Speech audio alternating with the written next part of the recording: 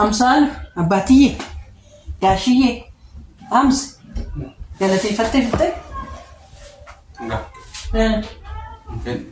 ما له تو قد بديت ما بنقول ما تفيدي إيجا قالتي فتي كاتي أب إيجا قالتي فتي كاتي بنقول ما تفيدي ماشي كمل برشونا كم يوانسو كولا تو بسما جالتي نكان أحميسي warroota kan irratti hirmaatan asumaan jechuun nama hedduudha kan irratti hirmaate tokko lama qabu garuu kan irratti hirmaatanii achi keessaa jireenyi Itoophiyaa baay'ee qaali'ee baay'ee mi'aa jira kanaafi birrii laaftooppiidhaaf sabsaabame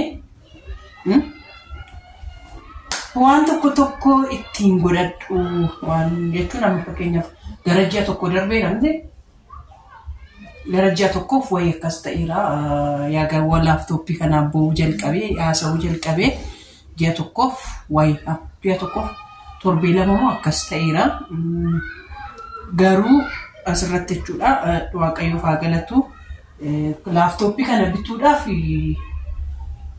ግማሽ አረጋይን ቱሬ ቹላ ጉመሰ ጓሳ ግማሽ አረጋይን ቱሬ ናሞኒ ትራትርማታን ሄዱቱ ጅሩ ዋቀዩ በረሳኒ መነሳኒ አለሳኒ አይብሱ ጋሩ ቀርሽቻ ኤቡዳፍ ዳይፐሪሺ ትፍስ ጅሬኝ ኢትዮጵያ ሰኩመ ባየ ቃሌጅ ዋንተ ኮተኮ ሲበርባችሳ ከናፍ ኢሳ ቀርሽቻ ኦፈርካም በሌስኒቲ ላፕቶፕ ከነሞ akkasumatti itti bashannaniitiif naan jedhanii annaafite nama tokkodha jechuudha Raa'el Abbaa Duulaati haadha Abbaa Duulaa bite wayinimmoo Abbaa Duulaa ani garuu annaaf kennite Raa'el Abbaa Duulaati jechuudha karaa kanaan guddaa isaa naaf galateeffadha garuu namoonni kan irratti gumaacha godhan namoonni kan irratti hirmaataa turan nama hedduudha waaqayyo koo bara keessan mana keessan haa eebbisu akkasumallee akkana ni bashannaniitu xaafiin bara kana qaalitee jirti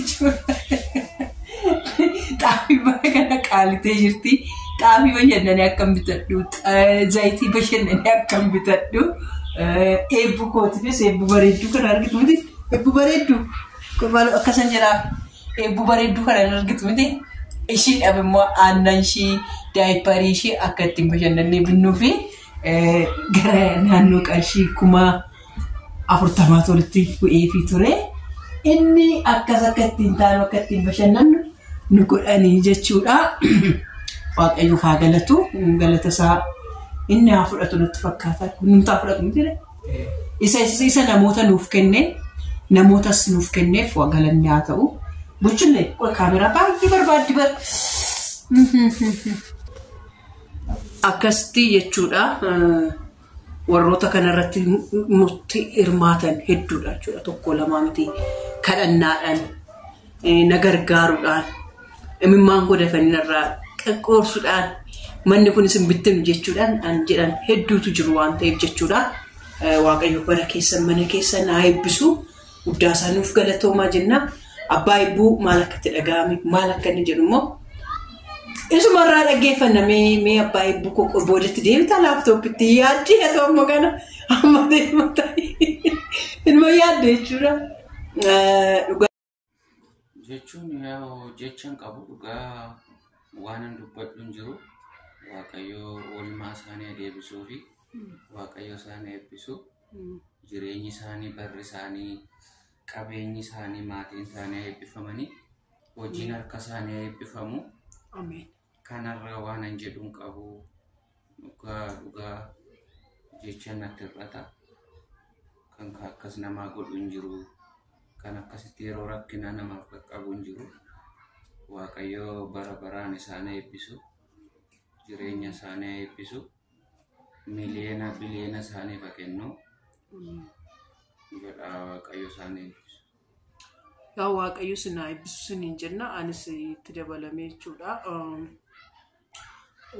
tokkoffaan Mi'annoon kuni ammootummaati. Ani abbaa eebbuu qofa isinitti hin fakkaatini. Maaliif meeshaa abbaa ammootummaa kan harkatti badee waan ta'eef isa bakka bu'aaf jechuudha.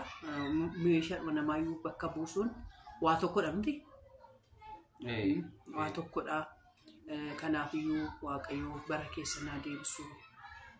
Waan jechuun maqaa waan isin yaaddan waan sammuu keessanitti dhaga'ame Waaqayyoo isiniif haa godhu, isiniif haa kennu, eebbifamaa isiniin jenna. Guddaa isaanuuf galatoomaa. Barri keessa naa eebbifamu, manni keessa naa eebbifamu, alaa manni keessa naa eebbifamu. Hundumti keessanuu jechuudha. Raa'elis taatanii maatiin keellee walii galtanii jechuudha. Kan raawwachuu keessan Waaqayyo sinaa eebbisu. Ani TikTok irratti baree hunduma keessan akkuma nama akkamii miidiyaadhuma irratti bareen TikTok irratti baree Dibooraa Foundation gaafan deemu baranuma jechuudha. Qaaman nan argee wal barree eebbuunis hoggaa dhukkubsattee dhuftee osuma dhugaa waan humna ishii waan baay'ee gootee fi deemtee yaalchifteetti jechuudha. Dhugaa isiniin jedha. Achirraa qabee eebbuu kan. Laaptooppidhaan nuti amma mokko gammachuu laaptooppii mucaa kun jalaatu innaa yeroo sanis akkasumallee kun uffatoota shakkittiin jedhee tokko irratti fittiin irra billichi ittiin jedhu akka itti qorraalle hundumaa jechuudha. Naaf gootetti isa dhugaa barri keessa naa eebbifamu, manni keessa naa eebbifamu, alaa manni keessa naa eebbifamu. Guddaa galatoomaa. Kumni kurnan irra jirtan hoggaan isinitti dhufee isinitti boocha koo dandeessanii, kolfa koo dandeessanii, piraanki koo dandeessanii, waan hundumaayyuu dandeessanii yoo amma naa danda'ametti kanaan booda sinan gammachiisanii fayyaada. Boocha isinitti fida jedheetoo yaadu. Waaqayyos immoo na gargaara kana nana mana kolfumaan taphachumaan nan dhufaa. Gaafan barbaade naa barreessitu. Naa waan barumsa qabu tokkos yaada tokkos isinii fideen dhufa jedheen abdii qabaa. Kolfuu qabdu, bashannanuu qabdu. Miidiyaan kun bakka nama kofalchiisu hin jiru dhugaa rabbii nama kofalchiisan. Maaliif mana eebbaatti kolfuu qabdu? Misuma dhugaa waan gaddi hundumtu waan gaddi kun odoo jiru ani jechuudha gadda irratti miti kan yeroo baay'ee hojjedhu waan hedduu jira jechuudha. Waan hedduu jira. Waan baay'ee jira. Ani garuu kan hundumarratti hirmaachuuf nama bakka hundumatti cinqii ilaaltanii mana kootti dhuftanii cinqii ilaaluun qabdanii kolfuu qabdu sinan kofalchiisa. Amma naa danda'ametti ishii akkasitti fudhatan sanis beektu miti ajjiis siniifan dhugaa araqee siniifan dhugaa machooftuu sinii ta'ee diraama siniifan hojjedha. Waaqayyo na gargaara jechuudha. Waaqayyo na gargaara. Amma naa danda'ametti sinan bashannansiisa. Amma naa danda'ametti sinan kofalchiisa. Amma naa danda'ametti immoo buchullaa kanas waa'ee buchullaa kanas barachuu qabdu. Maaliif yoo jettan waa'ee ijoollee kanaarrattis gadi fageenyaan hojjetamaa jiru. Sheer nuu gootanii akka uummata bira qaqqabu, akka nama bira qaqqabu, akka namoonni waan ijoollee kanaafillee abbaan qabeenyaa mana barumsaa banuufii danda'u kana faarratti hojjenna jechuudha. Eebbifamaa barri keessanaan eebbifame haa ta'u. Isa dhumarratti immoo raawumaan yuutuubii koonaan gurgura jetteetti namoonni yuutuubii 4,000 qaba, sabiskiraabii 4,000 qaba. Deebiitu irratti isin hojjechuu wayyamoo akkamii warra amma dhumaatti dhageessan kun hojii jiraata jechuudha. Raawumaa orootuubiidha moo akkamii? Raawumaadhaani. Raamaa inda faamilii tuubiidha yaa'u itti deebi'anii warri barbaadan. Si naasofsiisanii anaanis naasofsiisuu danda'u, ishiis naasofsiisuu danda'u. Nan gurguradhaa jetteetti namni yuutuubii irratti dalaguu barbaadan, namni hojjechuu barbaadan bitadhaan siniin jedha. Doolaara hojjechuu jalqabeera, monetization ta'eera.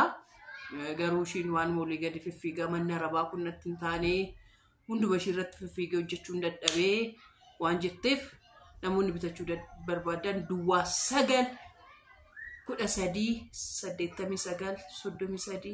913 call. Okay, bye bye.